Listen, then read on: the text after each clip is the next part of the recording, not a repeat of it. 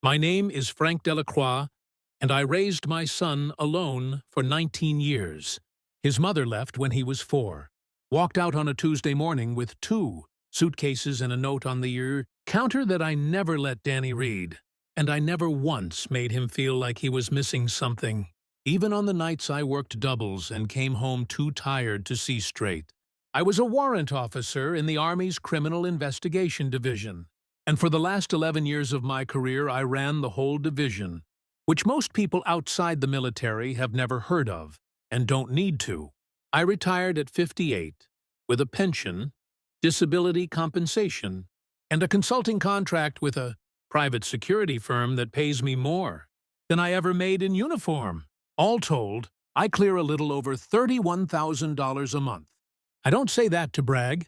I say it because for the last year, my son's wife has treated me like a burden she has to tolerate at holidays, and I let her believe it, because I wanted to see what kind of person my son had actually married.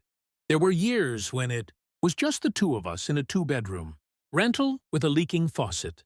I never got around to fixing, because I was either deployed somewhere I couldn't talk about or working a case that kept me at the office until midnight.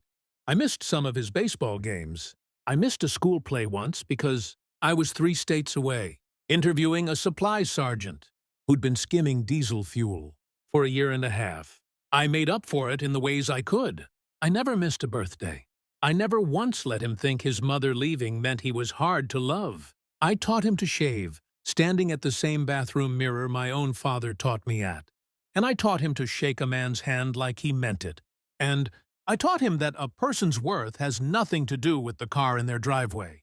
I thought I'd taught him well enough that it would matter who he chose to marry. Mostly I was right. Danny is a good man. It's his wife I had questions about. Danny met Vanessa at a conference 2 years ago. She comes from money, the kind of money that gets talked about at dinner parties in careful, sideways sentences. Her father, Richard, made his fortune in commercial real estate, and her mother sits on the board of 2 charities that mostly exist so she has somewhere to wear her jewelry. When Danny brought her home for the first time, I made pot roast and she picked at it like I'd served her a shoe.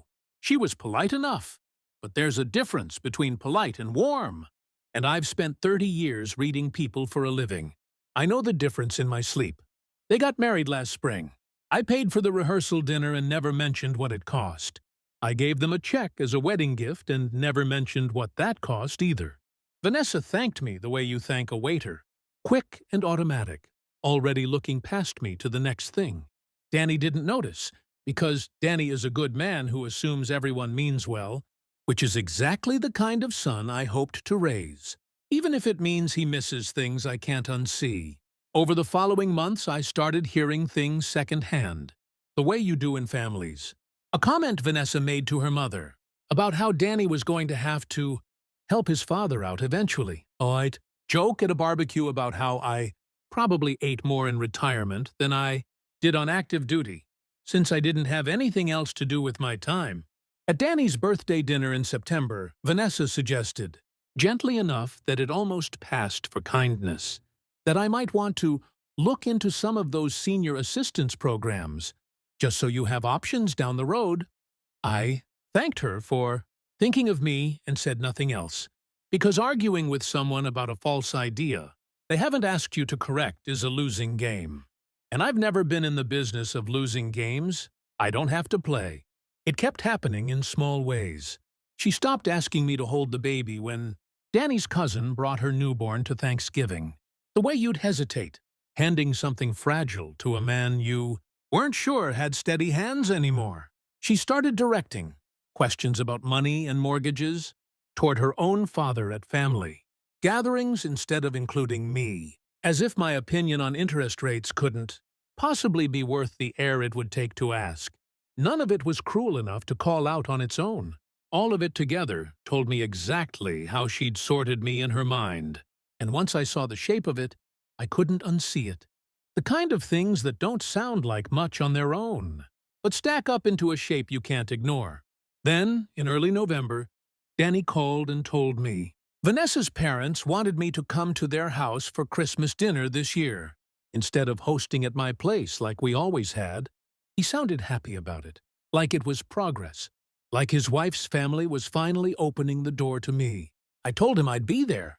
I decided, a few days before Christmas, that I wanted to see this clearly, with my own eyes, not through Danny's hopeful filter. So on the morning of the 25th, I put on my oldest coat, the wool one with the frayed cuffs that I usually keep for yard work, and a pair of shoes I should have replaced years ago. I didn't shave as close as I normally do. I wanted to walk into that house looking exactly like the broke old man. Vanessa apparently already believed I was, so I could watch what happened, when there was nothing dressing me up to convince anyone otherwise. Richard's house sits at the end of a long driveway lined with landscape lighting, the kind of place where the Christmas tree in the front window is clearly decorated by someone who was paid to do it. Vanessa opened the door, looked at my coat for exactly 1 second too long, and said, "Oh, Frank, you made it." Not Dad. Not even Mr. Delacroix. Just Frank. Said the way you'd greet a delivery driver you weren't expecting a tip from. Inside, I was introduced to a room full of people I'd never met, and Vanessa did it fast, almost embarrassed, gesturing at me with a small wave and saying, "And this is Danny's father," before moving on to the next introduction, like she was afraid someone would ask a follow-up question. Nobody offered to take my coat, so I folded it over my own arm and carried it through the house like a man looking for somewhere he still belonged. I was seated at the far end of the table, past the cousins, past a family friend I later learned was a golf buddy of Richard's, in the chair closest to the kitchen door where the servers kept swinging, through with trays, close enough that the door caught my shoulder twice before the meal was over. I watched the room the way I used to watch a suspect's body language during an interview, cataloging small things without letting my face show that I'd noticed. Richard held court at the head of the table, telling a long story about a golf trip to Scotland that everyone laughed at right on cue. Vanessa's mother asked the golf buddy detailed questions about his sailboat. Nobody at that end of the table asked me anything beyond how the traffic had been on the drive over, which took 11 seconds to answer, and closed the conversation as quickly as it had opened. I didn't say a word about any of it. I ate my dinner. I complimented the ham, which was dry, and told Vanessa's mother it reminded me of a recipe my own mother used to make. And she smiled the polite smile people give you when they've already decided you have nothing else. Interesting to say, I asked her about her charity work and let her talk for 10 straight minutes without once redirecting the conversation to myself.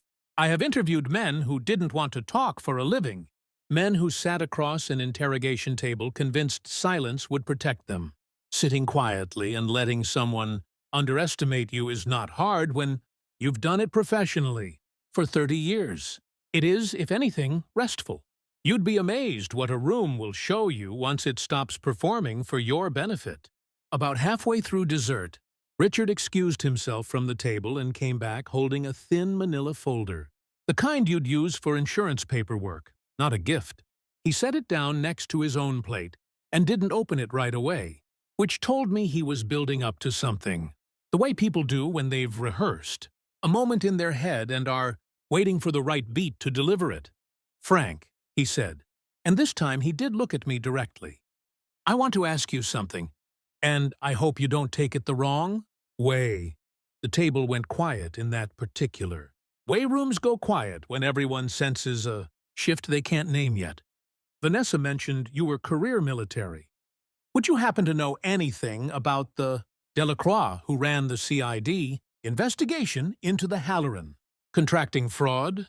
Back around 2009, there was a report with that name on it that saved my old firm about $4 million because we pulled out of a partnership 2 weeks before it collapsed. I've always wondered whatever happened to the man who wrote it. I set my fork down. "That was me," I said. "I ran that investigation for 14 months. The room did not move. Vanessa's fork stopped halfway to her mouth.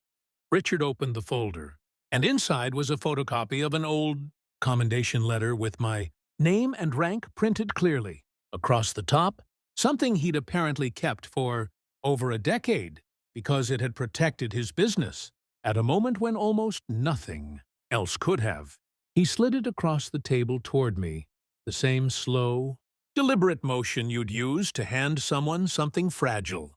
I've told this story at every partner dinner I've hosted for 15 years, Richard said, about the officer who saved us before we even knew we needed saving. I never imagined I'd be sitting across from him at my own Christmas table. He looked at Vanessa. You didn't tell me your father-in-law was that Delacroix. Vanessa's face had gone the particular shade of pale that happens when a person realizes, all at once, that every small unkindness they've committed has just been handed a name and a witness. I didn't know, she said quietly. Dad, I genuinely didn't know. I could have let it go there. Part of me wanted to, but I've spent my whole career believing that the truth only matters if you're willing to say it out loud when it counts. So I looked at her and said, You didn't know? Because you never asked. You decided who I was the first time you saw my truck in Danny's driveway, and you never once thought to check if you were right. Nobody at that table said anything for a long moment. Danny reached over and took my hand, which is the only thing that kept my voice steady.